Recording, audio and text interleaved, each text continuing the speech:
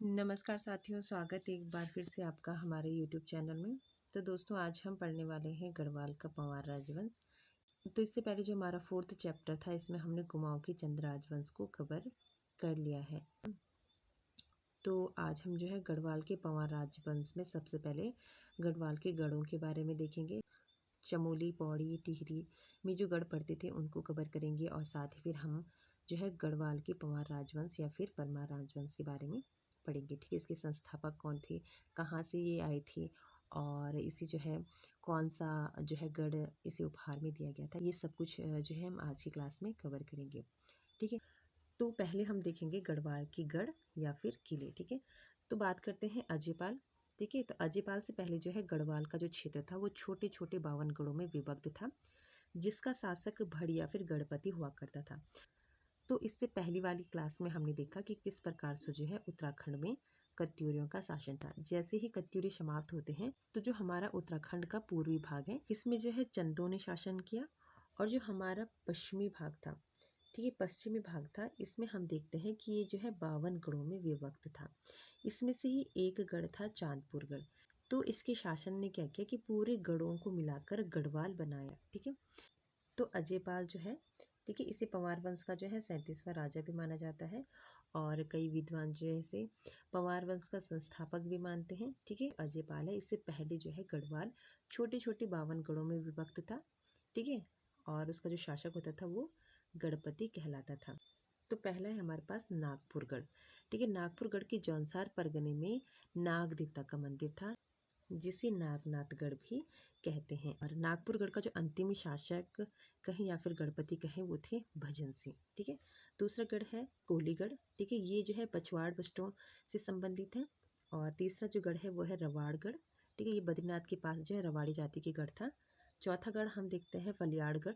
ठीक है, फलदाकोट में स्थित था, जिस गढ़ को शमशेर सिंह नामक व्यक्ति ने ब्राह्मणों को दान दिया था। बांगड़गढ़, ठीक है, तो खसिया जाति के नागवंशी राणाओं का गढ़ था। और कोयलीगढ़, जिसे जौरासीगढ़ भी कहा जाता है। भरपूरगढ़, अंतिम गढ़पति गोविंद सिंह सजवान था। और कुंजड़ीगढ़, ठीक है, इसका जो अंतिम शासक था वो सुल्तान सिंह था। सिलगढ़, अंतिम शासक सजवान सबल सिंह। मुंगरागढ़ रवाई क्षेत्र में रावत जाति का गढ़ था, जहाँ पर रौतेले रहते थे। और 11वां है रैकागढ़। ठीक है, इसका जो अंतिम शासक था वो कौन था, रमोला जयचंद। उपूगढ़ उदयपुर के कप्पू चौहान का गढ़ था। और सबसे इम्पोर्टेंट आपका चांदपुरगढ़। ठीक है, तो चमोली के गैरसैंण के पास स्थित था, जिसका अंतिम शासक भानु प्रताप था। ठीक है, तो यहीं से जो है गढ़वाल में पंवार राजवंश की नींव पड़ती है। ठीक है, और आपको याद रखना है चांदपुरगढ़ कहाँ स्थित है, तो चमोली के गैरसैंण में। ठीक है, अंतिम गढ़पति कौन है, भानु प्रताप। नालागढ़ देहरादून में स्थित है। और रामीगढ़ शिमला में राणा जाति से संबंधित है। और विराटगढ़ जानपुर में थाकदार भूप सिंह से संबंधित है। रानीगढ़ रानी द्वारा बनाया गया एक गढ़ था। बधानगढ़, ठीक है, तो पिंडर नदी के ऊपरी क्षेत्र में गढ़वाल और कुमाऊं का विभाजन करता था ये। ठीक है, तो यहाँ से जो है ये भी आपके पास इंपॉर्टेंट हो जाता है, बधानगढ़। ठीक है, गढ़ताड़गढ़, ठीक है, ये जो है टकनौर उत्तरकाशी में भोटे जाति का गढ़ था। लंगूरगढ़ भैरव देवता का एक प्रसिद्ध मंदिर है। तो इंडियागढ़ रवाई बड़कोट में स्थित गढ़ को रूपचंद नामक व्यक्ति ने नष्ट कर दिया था। और दसोलीगढ़, ठीक है, दसोलीगढ़ का जो अंतिम गढ़पति था वो मानवर नामक प्रतापी राजा था। नयालगढ़, इसका अंतिम शासक कौन है, तो सरदार भग्गू है। और गुजरूगढ़ ये पौड़ी में स्थित है। देवलगढ़ पौड़ी जिले में अजयपाल की राजधानी बनाई थी। और लखनपुरगढ़ अल्मोड़ा क्षेत्र में स्थित है, जिसका नाम जो है कत्यूरी वंश के शासक लखनपाल देव के नाम से पड़ा था। और 52वां जो गढ़ है वो है लोधनगढ़। ठीक है, ये देवलगढ़ के पास स्थित है। तो ये थी कुछ इंपॉर्टेंट गढ़। ठीक है, आपको जो है इनका नाम याद रखना है, और हो सके तो इसके जो अंतिम शासक है उन्हें भी जो है आप अच्छे से याद कर लें। अब हम देखते हैं चमोली में जो गढ़ थे उनके बारे में। तो पहला गढ़ जो हमारे पास चमोली में था वो था चांदपुरगढ़। ठीक है, तो चांदपुरगढ़ जो है ये पंवार राजाओं की प्रथम राजधानी रही है, जो चमोली के आदि बद्री के आसपास का क्षेत्र में पड़ता था। और जिसका अंतिम शासक कौन था, भानु प्रताप या फिर सोनपाल। तो सोनपाल भी जो है भानु प्रताप का ही नाम है, आपको यहाँ से कंफ्यूज नहीं होना है।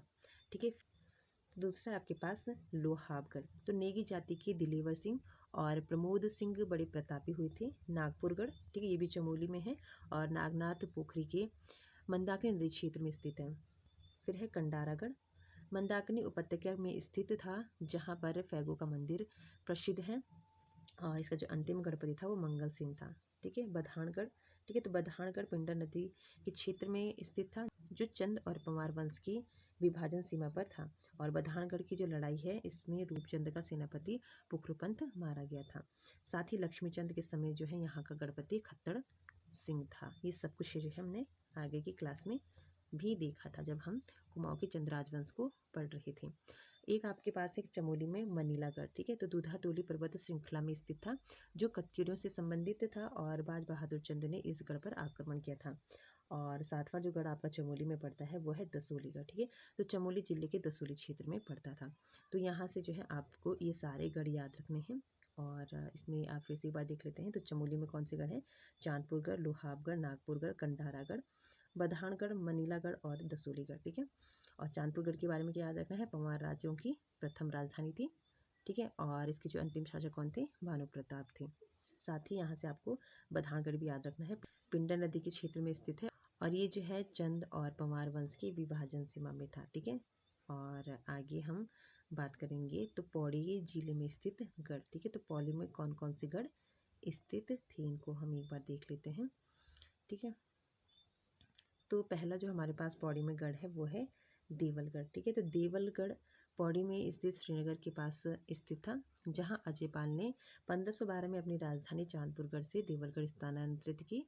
और यहाँ पर जो है उन्होंने गोरजा देवी का मंदिर बनवाया। देवलगढ़ के पास जो है सत्यनाथ की गुफा स्थित है।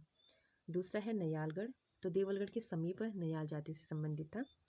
भैरवगढ़ पौड़ी जिले के लेंसडाउन के पास था। और कांडागढ़, ये भी क्या है? पौड़ी जिले के नयार घाटी में स्थित था, जिसके पास दिवाका बढ़ता है।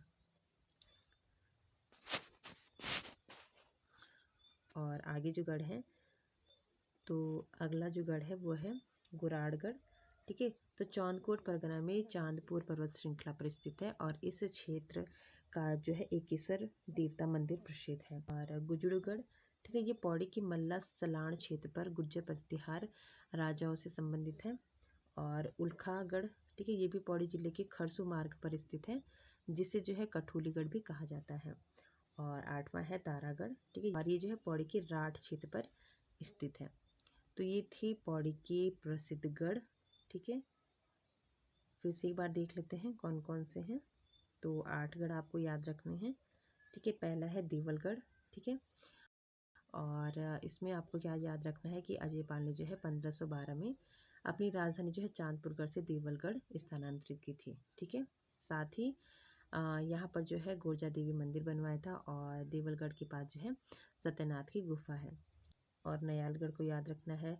भैरव कांडा आपके पास कैसे बनेगा? यहाँ से आपसे बनेगा क्वेश्चन कि पौड़ी जिले में कौन सा गढ़ स्थित है या फिर कौन सा गढ़ स्थित नहीं है। ठीक है, तो ये आपको याद रखना है। और अगला हम देखेंगे तो टिहरी के प्रमुख गढ़ों को।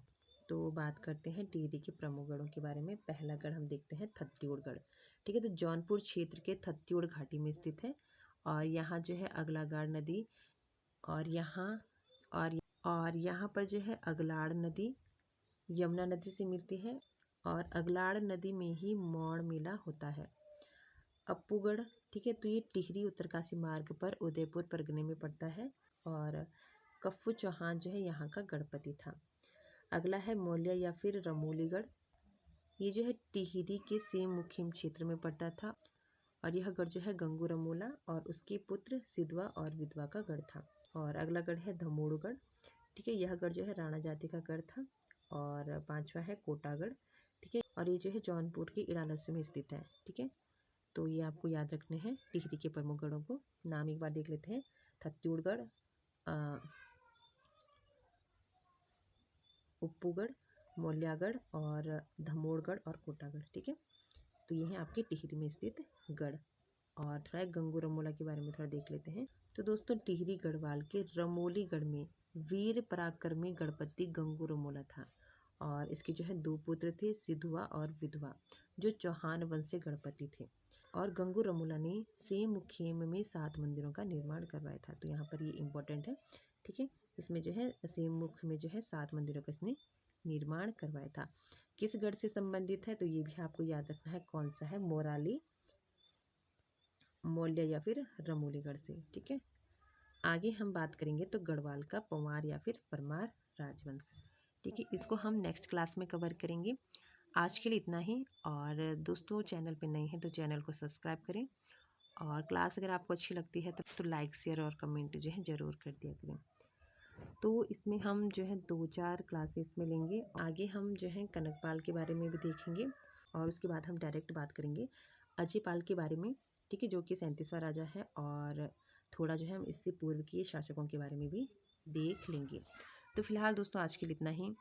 मिलते हैं नेक्स्ट क्लास में, तब तक के लिए धन्यवाद।